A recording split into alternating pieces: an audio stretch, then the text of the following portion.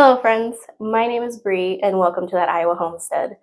And welcome, Savanna from Allen's Grove Acres. And today we are garden planting. Okay, so in front of me here, I have some grid paper, and this is actually the exact dimensions of my main garden bed outside. So I'm going to try to map this out as best I can. Kind of lay out where I want to put different things within my main garden bed.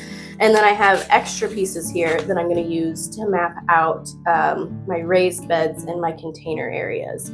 I'm going to try to do things a little bit differently this year, so we'll work through it together. So I'm using colored pencils to kind of map out my garden areas. So what I'm going to do is, I know that tomatoes need 2 foot of space.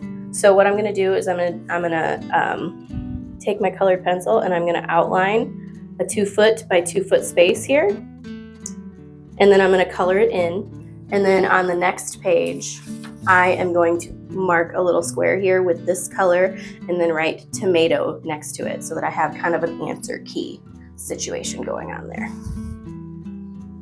So do you already know how many of what you all are planning on planting? Kind of. So dang, look at you go. I'm way behind. My main garden bed area is easy. It doesn't really change that much. Mm-hmm. I wish I knew what I did with my one from last year so that I could kind of go off of that. Yeah. But, oh gosh, I moved it way over here. Like my peppers, gosh, I need to write down how many peppers I actually have. I have a lot. I think I should have brought my computer. I thought about it and I was like, no, this is going to be a lot of stuff. So I think that would have been helpful because I think I did a lot of that. Because the peppers is going to be the part that I really need to pay attention to what those were because I have so many different varieties. Mm-hmm. So I have a jalapeno, cayenne. That's probably not a bad idea. Just have a list of things that I want to. So my peppers, I'm going to divide by variety because that I kind of need to have that. Mm-hmm. But everything else, the top section is just going to be all it's going to say up there is tomato. Mm-hmm. And what variety of tomato is going to go there, I don't know. But I know that tomatoes are going there. Does that make sense? Yeah. I decided I'm going to do a paste tomato comparison this year. Mm-hmm. So I will have to check and see if I still have Amish paste seeds, but if not, I'm going to get some more. Same thing with Roma, and then I'm going to get some San Marzano seeds because I feel like those are 3 of the most popular paste tomatoes, and just do a side-by-side comparison, grow them next to each other, That's cut them idea. open. So my the variety of tomato that I grew last year, this Tabby's Heritage variety, I could not find it anywhere. Oh, shut that. So I think I'm going to go back to that Woods Famous Brimmer, but I wasn't super thrilled with that one. I mean, the tomatoes that it grew were just really nice, perfect round tomatoes. It just didn't produce a ton. I had 8 or 9 of them out there, and I never had enough to actually can or do anything with. Yeah, that's not exciting. I very much doubt it's in here, but since I've got it in front of me, I'm just going to make sure because if it's an option and we ignored it, I would feel sad. Maybe it was the year because I do believe we had a late frost that year and I saved everything that got frosted, but maybe that just kind of stunted it a little bit. That could be. So I'll give it a second shot. We'll see. I am going to try celery this year. I was excited when I saw your video and you were talking about the celery. I was thinking about that too. Do you think that celery would grow okay in my 5-gallon bucket containers? I have absolutely no idea, to be honest with you. I might try it. Because I don't want to put it in my main garden bed. I don't think. So you can kind of see what I got going on here. I made a dark outline in the red here, and then I filled it in lightly. And then on the following page, just as an example, this is going to be the start of my little answer key here. And I know that my garden bed is 16, and last year was 16 by 21, but I gave myself a few extra feet this year, so I'm going 16 by 25, or 26, I'm sorry. So I know that I can fit 13 tomato plants in that back row there, so I'm going to go ahead and get to it. Nice.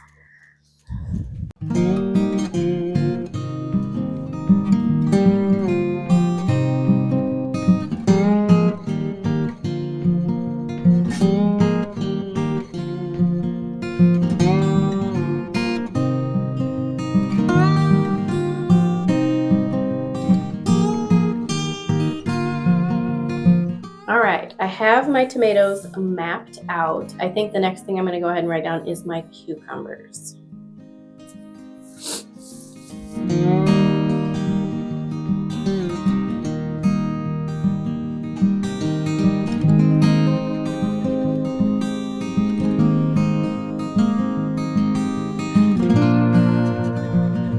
All right, I have my cucumbers laid out. You'll notice that I did not go all the way to the back of my garden, and that is because I don't feel like I have enough trellises to do that last little bit right there, so I'm leaving that kind of like a blank area. So I have 1, 2, 3, 4, 5, 6, 7 cucumber plants that can fit in this row right here.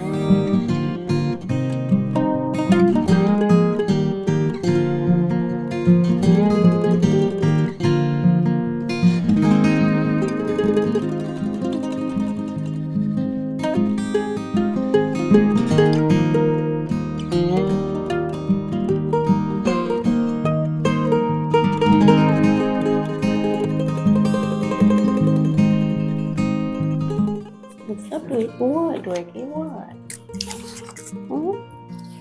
Okay. Good. What are you whining about? Did your fire go out in the living room? Do I need to go look at it? It is his fire.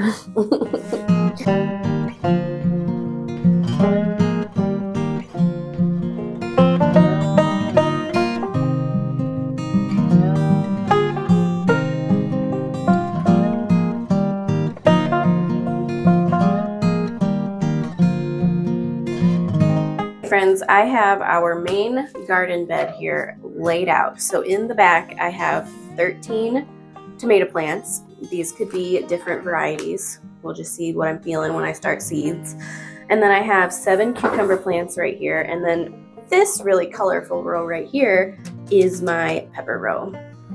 I have said it before, I will say it again. Peppers are my favorite thing to grow.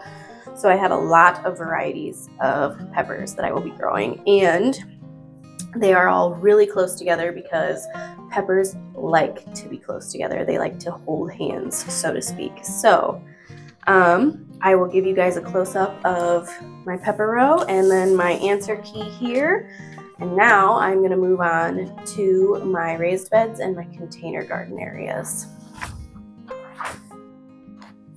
And so I think I'm going to kind of do something a wee bit differently this year. I think normally in years past I just like put the color in for my raised bed. I think I'm going to outline my raised bed so you can see that this is all one piece here. So I'm going to go like, oh gosh, that needs sharpened.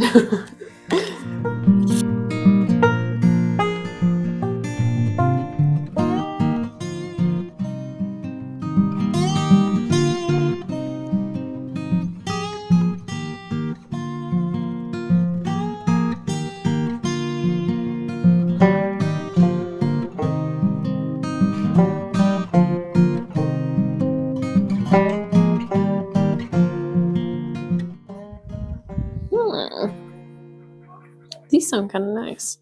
So they're a bushy cucumber, produces bumper crops for fresh eating and pickling, with fruits seemingly growing overnight in peak season. A bush cucumber, this variety will take only 2 to 3 square feet per plant. Introduced to American gardeners by the Seed Savers Exchange in '92, the variety originated in Russia, where its short vines and ease of growing made it perfect for home gardens. Only 2 to 3 square feet. That's very impressive. Right. Well, and I feel like if it can live in Russia, it should be able to live in my garden. Right? I'm intrigued. I'll write that down. Bushy. And if it only takes up 2 to 3 square feet, did you say it was like a bushy? Yeah. That might work really well in your... Yeah, that way if we don't get the trellises in. Yeah. You ever eaten these jelly melons? I've seen them. They are interesting. They look interesting. What's the texture like? That's exactly what you think it is. Like It's like snot? Yeah, kind of. It's like, you know how like oranges have like the little like pods almost? Yeah. It's kind of like that, but more jelly. Like there are the pods, but it's not as like firm as like an orange. Gotcha. Like you can cut it and it'll kind of stay together, but it kind of oozes as well. And I mean, it tastes like a cucumber, but it kind of has the texture of somewhere between like a really seedy tomato and an orange. Yeah. So I'm thinking that I have those chives will come back, right? They should, yeah. So I have the 2 containers in my 5-gallon bucket area that have chives in them. Okay. I think the 2 containers that are next to them, I might try the celery in. Oh, that's a good idea because that'll give it some like support. Yeah. That's a good idea. And I don't want to do too many containers. I just want to do the 2 just to test it out and see how it goes. Definitely.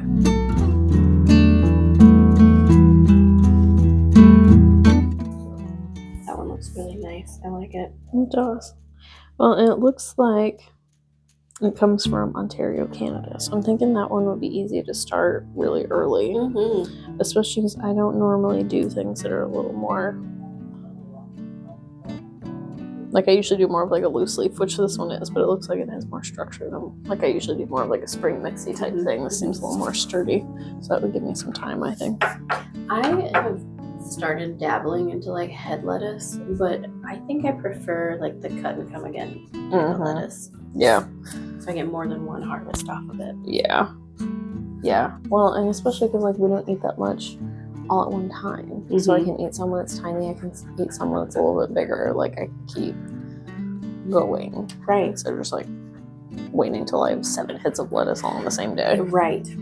And that is something that I want to get better at this year too, is like succession sowing. Mm-hmm. I always say that I'm going to succession sow, and then I just get impatient and plan everything. Yep. So I'm going to work on that this year too. Like last year, I had my whole plan of like what seeds I was going to start and when. This year, I think I'm going to get like a little more detailed on that and like actually like... Right. Plant first round, plant second round, Yes. plant third round. Yep.